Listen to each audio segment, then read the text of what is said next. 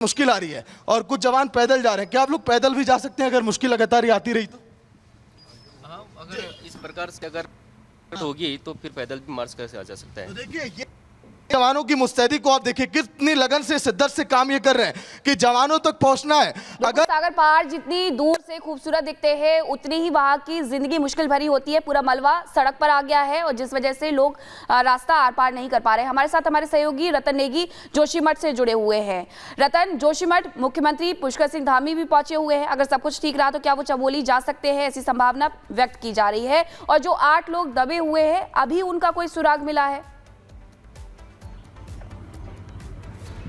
देखिए, निश्चित तौर से प्रदेश के मुख्यमंत्री इस वक्त जोशीमठ में मौजूद है। उन्होंने राहत बचाव कार्य की पूरी यहाँ पर जानकारी ली है। मासूम बच्चों से यहाँ पर मुलाकात की है, जो घायल है उनसे वहाँ पर मुलाकात की है। अस्पताल वो वहाँ पर जा सकते हैं। इसके साथ ही मुख्यमंत्री ग्राउंड जीरो पर जा सकते हैं। प्रधानमंत्री नरेंद्र मोदी जी की उनके साथ सुबह मॉर्निंग में बात हुई है, अमित शाह जी की बात हुई है, राजनाथ सिंह जी की बात हुई। लगातार एक अपडेट मुख्यमंत्री धामी लगातार गृह मंत्री को दे रहे हैं। प्रधानमंत्री जी के संपर्क में है, पूरा पीएमओ कार्यालय संपर्क में है और हर संभव मदद उत्तराखंड की जाएगी। लेकिन जिस तरह से हमारे सहयोगी सागर जी बता रहे हैं, निश्चित तौर से रास्ता खराब है, चुनौतियां बहुत है। पैदल मार्ग की बात की जाए, जगह जगह से लैंडस्लाइड यहां पर हो रही है। इसी लैंडस्लाइड के बीच में हम भी फंसे हुए हैं। लेकिन अब जो सरकार का विकल्प है, एयर कनेक्टिविटी की अगर बात की जाती है, हेलीकॉप्टर लगातार चल रहे हैं। हेलीकॉप्टर के माध्यम से रेस्क्यू ऑपरेशन को लगातार किया जा रहा है। जो आर्मी का हेलीपैड जोशीमठ में है वहां पर जो उनको लाया जा रहा है और वहां से उनको अस्पताल आईडीपी के अस्पताल में पहुंचाया जा रहा है। और ज्यादा जो घायल है, जिनकी स्थिति ज्यादा खराब है, उनको एयरलिफ्ट करने के दिशा निर्देश दिए गए हैं। तो उम्मीद की जा रही है कि अब से कुछ घंटे बाद जो लोगों और निकाला जाएगा उनको हेलीकॉप्टर के माध्यम से निकाल करके अगर हेलीकॉप्टर के माध्यम से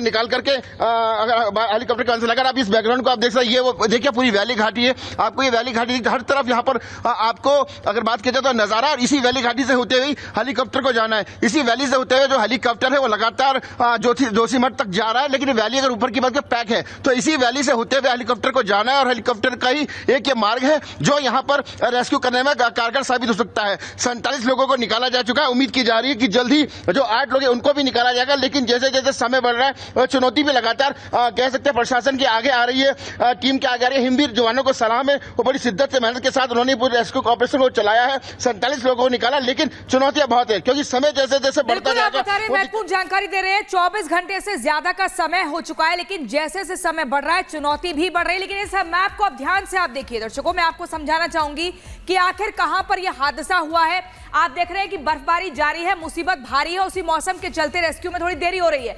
चमोली के माड़ा गांव में घटना हुई है और ऊपर देखिए आप, बद्रीनाथ से माड़ा गांव 3 किलोमीटर की दूरी पर है और पहाड़ी इलाकों में 1 किलोमीटर भी बहुत लंबा होता है। शहरी इलाकों के मुकाबले डबल माना जाता है। 3000 मीटर ऊंचाई पर फंसे हुए हैं मजदूर। अभी भी 8 मजदूर फंसे हुए हैं। 7 फीट तक बर्फ जमी हुई है। आप समझिए 60 फीट तक बर्फ जमी हुई है और ऐसे में वहां पर रेस्क्यू का काम चल रहा है।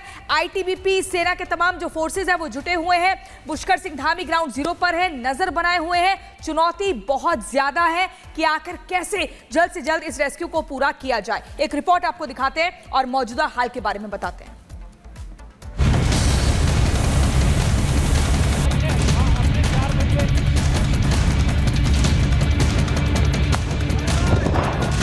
चमोली में ग्लेशियर का तांडव, अभी भी आफत न जाने। विषम हालत में रेस्क्यू अभियान जारी। चमोली में बद्रीनाथ धाम के पास हुए माड़ा बाईपास पर भारी हिमस्खलन ने तबाही मचा दी।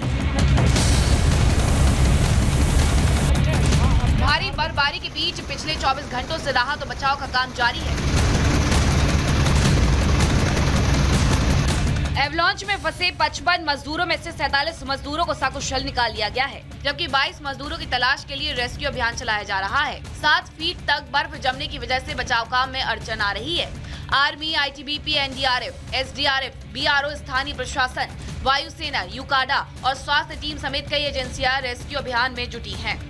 उत्तराखंड में मौसम बहुत बड़ी बाधा बन रहा है रेस्क्यू ऑपरेशन में, लेकिन एनडीआरएफ के जवानों की मुस्तैदी आपको दर्शा रही होगी कि हाँ, मजदूर जो फंसे हैं कैसे उनको निकालना इनका मकसद है, क्योंकि रात से लगातार अभी तक ये सोए नहीं है, जगे हुए हैं। आप लोग का एकदम मकसद ये होगा कि कैसे मजदूरों को बाहर निकालें। जी पूरी कोशिश करेंगे। सीएम धामी खुद रेस्क्यू अभियान पर नजर रखे हैं। सीएम चमोली जीएम से बात कर न केवल पल पल की जानकारी ले रहे हैं, जरूरी निर्देश भी दे रहे हैं। इतना ही नहीं, बार बार कंट्रोल रूम पहुंचकर रेस्क्यू कार्यों की समीक्षा भी कर रहे हैं। बचाव के काम चल रहे हैं तेज़ी से। सभी चाहे आईटीबीपी है, सेना के लोग हैं, स्थानीय प्रशासन के लोग हैं, वायुसेना के लोग हैं, एक्सपर्ट हैं, सभी से वार्ता हो चुकी है। सभी लोग अपनी पूरी तरह से बचाव और राहत कार्य में लगे हुए हैं। आज सीएम धामी खुद घटनास्थल पर पहुंचकर स्थिति का जायजा लेंगे। सीएम ने जोशीमठ में एक कंट्रोल रूम बनाने के निर्देश दिए हैं। वहीं रेस्क्यू अभियान में तेजी लाने के लिए हेली रेस्क्यू सेवा शुरू करने को कहा है। आज सुबह से यूकार्डा समेत निजी हेलीकॉप्टर रेस्क्यू में लगाए गए हैं। हालांकि चमोली में आज भी लगातार बारिश और बर्फबारी जारी है, जो हेली रेस्क्यू में अड़चन बनी हुई है। बद्रीनाथ हाईवे को भी बंद कर दिया गया है। वहीं मजदूरों के सुरक्षित रेस्क्यू के लिए कामनाएं की जा रही हैं। तो उत्तराखंड में जो एवलांच की घटना सामने आई, लगातार वहां पर रेस्क्यू ऑपरेशन का दौर जारी है, लेकिन अभी भी 24 घंटे से वहां पर 22 मजदूर फंसे हुए हैं। अधिकारियों की गाड़ियां देखिए लगातार उत्तराखंड के पहुंच रही हैं ताकि कैसे रेस्क्यू ऑपरेशन में यहाँ पर तेजी लाया जाए। एनडीआरएफ, एसडीआरएफ की भी गाड़ियां लगातार इस समय घटनास्थल पर रवाना हो रही हैं ताकि MI-17 हेलीकॉप्टर भी इस समय देखिए स्टैंड बाय में रखा गया है ताकि वहां पर एयर एम्बुलेंस के जरिए, हेलीकॉप्टर के जरिए जल्द से जल्द जो है वहां पर मदद पहुंचाई जाए। एवलांच का शिकार ज्यादातर मजदूर बिहार, उत्तराखंड और उत्तर प्रदेश से हैं। तीनों राज्यों से करीब 11-11, जम्मू कश्मीर और पंजाब से 1-1, जबकि 5 मजदूर हिमाचल के निवासी हैं। प्रधानमंत्री नरेंद्र मोदी जब माड़ा गए थे तो उन्होंने आखिरी से इसका नाम प्रथम गांव कर दिया था, रतन। लेकिन उसी प्रथम गांव में 7 फीट तक जब बर्फ जमी हुई है तो जो सेना के जवान वहां पर मौजूद है उनके लिए कितनी बड़ी चुनौती है 8 दबे हुए मजदूरों को निकाल पाना। देखिए, चुनौती निश्चित से बहुत ज्यादा, लेकिन इसके लिए हिमवीर जवानों को सलाम भी करेंगे क्योंकि कल जब यह घटना घटी और उसके बाद उनको जानकारी मिली तो उन्होंने मुस्तैदी के साथ 47 लोगों को निकाला है। ये अपना में एक बड़ी उनकी कामयाबी कह सकते हैं। लेकिन हिमवीर जो जवान है वो लगातार इस माहौल में रहते हैं, इस एटीट्यूड में रहते हैं। और जो माड़ा है वहां से चीन बॉर्डर की अगर बात की जाए तो 25 किलोमीटर की दूरी वहां से चीन बॉर्डर की है, तो निश्चित तौर से सुरक्षा वहां पर तैनात रहती है, जवान वहां पर मौजूद रहते हैं। वो हिमवीर लगातार उन्हें प्रशिक्षण दिया जाता है। इस कठिन परिस्थितियों के लिए वो लगातार तैयार रहते हैं। लेकिन चुनौतियां बिल्कुल निश्चित तौर उनके लिए वो लगातार इस ऑपरेशन को चला रहे हैं। लेकिन सबसे बड़ी बात यह है कि जो समय यहां पर बीतता जा रहा है, क्योंकि 8 लोग हैं वो बताया जा रहा है कि उनको तलाश किया जा रहा है, वो अभी तक नहीं मिल पा रहे, तो वो एक चुनौती उनके आगे, लेकिन वो हिम्मत नहीं हारे, लगातार ऑपरेशन लगातार जा रहा है। और मैं आपको वैली दिखा रहा हूं, इस वैली से लगातार हेलीकॉप्टर यहां से गुजर रहे हैं। अभी हमारे सामने 2 हेलीकॉप्टर यहां से निकले हैं जो सीधे अगर बात की जाए तो वहां से आए, माड़ा से आए हैं। तो कहा जा रहा है कि जो घायल हैं उनको अगर शिफ्ट करने की बात आती है, मुख्यमंत्री ने कहा था कि एयरलिफ्ट किया जाएगा। अब उन हेलीकॉप्टर के अंदर कौन है ये अभी नहीं बता सकता, लेकिन ये है कि अगर जो ज्यादा गंभीर घायल है तो उनको एयरलिफ्ट किया जा रहा है। तो ये जो वैली है, इस वैली के माध्यम से जो क्योंकि ऊपर पूरा मौसम पैक है, आप देख सकते हैं, तो छोटी वैली है, इस वैली के माध्यम से हेलीकॉप्टर लगातार जा रहे हैं। 3 से 4 छोटी हेलीकॉप्टर ने अभी तक मारी है। और जो लोग हैं उनको लाया जा रहा है, ये डॉक्टर को ग्राउंड जीरो पर पहुंचाया जा रहा है, ये अन्य लोग हैं। क्योंकि एसडीआरएफ और एनडीआरएफ की अगर हम बात करते हैं तो वो टीम रास्ते में फंसी हुई है, वहां पर रास्ता रोड जाम है। अगर बात की जाए जोशीमठ से 15 किलोमीटर पहले जाम लगा हुआ है, 10 किलोमीटर लंबा जाम है। जानकारी आप दर्शकों तक पहुंचा रहे हैं और ऐसे में हेलीकॉप्टर भी हम आपको दिखा रहे हैं। सेना का MI-17 हेलीकॉप्टर स्टैंड बाय पर है और लगातार रेस्क्यू का काम चल रहा है। जैसे जैसे समय बढ़ रहा है चुनौती भी बढ़ती जा रही है। 24 घंटे से ज्यादा का समय हो चुका है। 8 मजदूर अभी भी फंसे हुए हैं। बर्फ को हटाया जा रहा है क्योंकि मौसम भी बिगड़ रहा है।